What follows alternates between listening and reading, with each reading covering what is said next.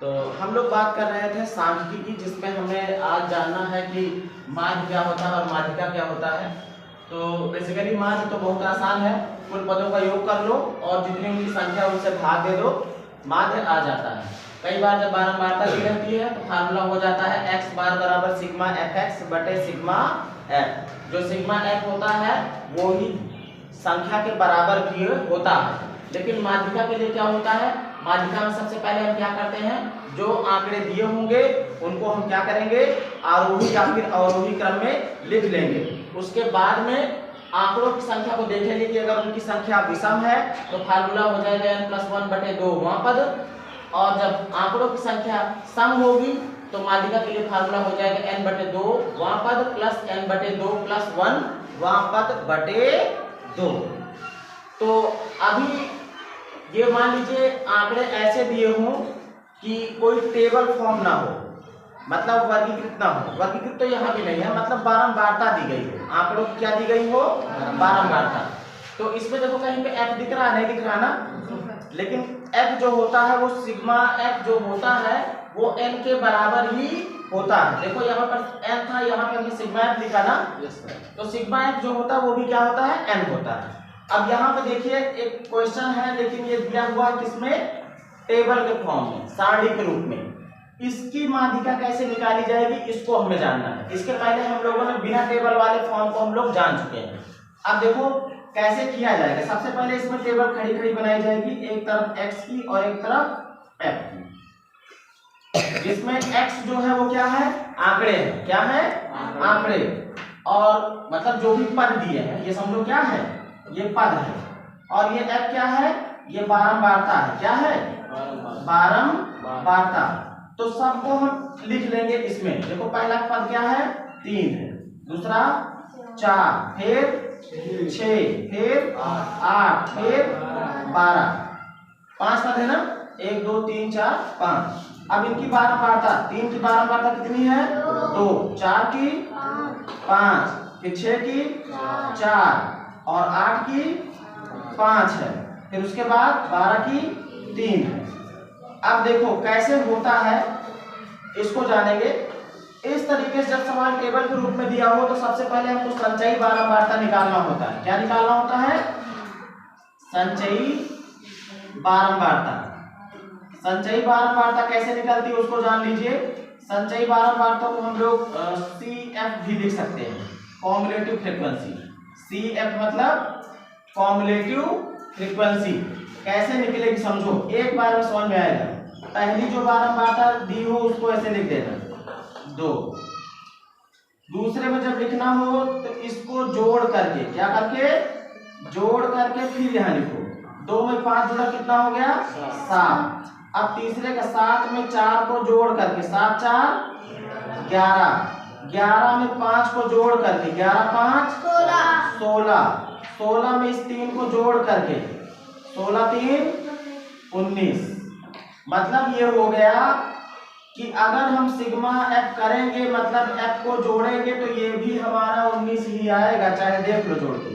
Sigma f कितना हो जाएगा, देखो 2 5 7 7 4 11, 11 5 16 3 19।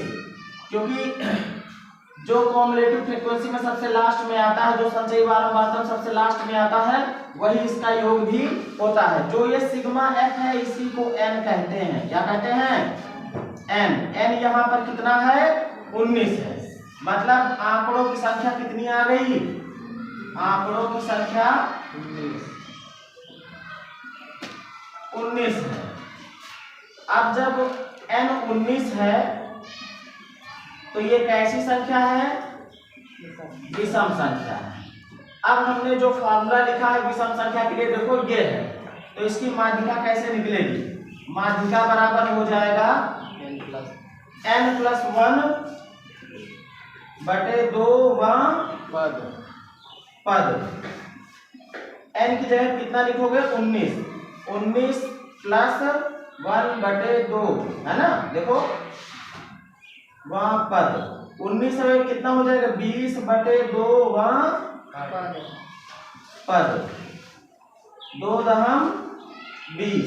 मतलब ये क्या हो गया, 10वां पद। क्या चीज, 10वां पद। 10वां पद। अब 10वां पद कैसे ढूंढोगे, समझो ढूंढने का तरीका। ये पहले से ही क्रम से थे, देखो छोटे से बड़े की तरफ लगे हैं ना, है ना, तो हमको इसमें करना भी नहीं पड़ा। अब देखो संचयी बारंबारता से पता लगेगा, 2 तक के लिए 3 है, 2 से आगे 3 4 5 6 7 तक के लिए कौन है, 4 है। समझ गए, 7 तक के लिए कौन है, कौन से पद है, 4 है।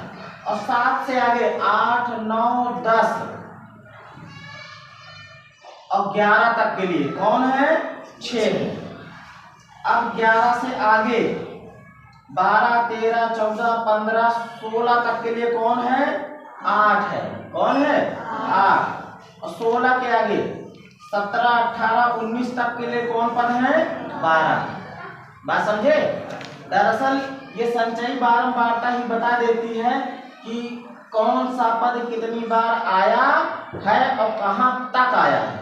जैसे बारंबारता तो ये बताती कितनी बार आया है, और संचयी बारंबारता ये बताती कहां तक आया है। तो देखो 3 जो है कहां तक था, 2 पद तक था। 4 जो है कहां तक रहेगा, 2 के आगे, मतलब 3 4 5 6 7 तक। मतलब 3 4 5 6 7 ये जो पांचों हैं ये कौन है, 4 है। क्या है, 4 है। फिर 7 के आगे 8 9 10 11 ये जो 4 पद हैं ये चारों कौन है, 6 हैं। ये चारों कौन है, 6 हैं। फिर 11 के आगे 12 13 14 15 16 तक कौन है, 8 है। हमको कौन सा ढूंढना है, 10वां। तो देखो 7 तक के लिए कौन है, 4। 7 से आगे 8 9 10 और 11 तक कौन है, 6 है। तो हमारा 10वां वाला भी तो इसी में आया कि नहीं आया भाई। 7 से आगे 11 तक कौन है, 6 6 6 6 6 है, 4 ठुठा है। समझ गए। जैसे अगर इसको हम लिखते हैं तो कैसे लिखते, ये 3 की बारंबारता 2 होने का मतलब ये हो गया कि 3 कितनी बार है, 2 बार है। कितनी बार, 4 की बारंबारता 5 होने का मतलब 4 कितनी बार है, 5 बार। कितनी बार, समझे बात को, 5 बार 4 लिखा। अब देखो ये 6 की बारंबारता 4 होने का मतलब ये हो गया कि 6 कितनी बार है, 4 बार। 1 2 3 4 1 2 3 4 4 बार लिखा ना। अब देखो हमारा जो आंसर है वो सही है। कैसे, देखो 10वां पद, पहला दूसरा तीसरा चौथा पांचवा छठवां सातवां आठवां नौवां 10वां आ रहा है ना, 6 आ रहा है नहीं आ रहा।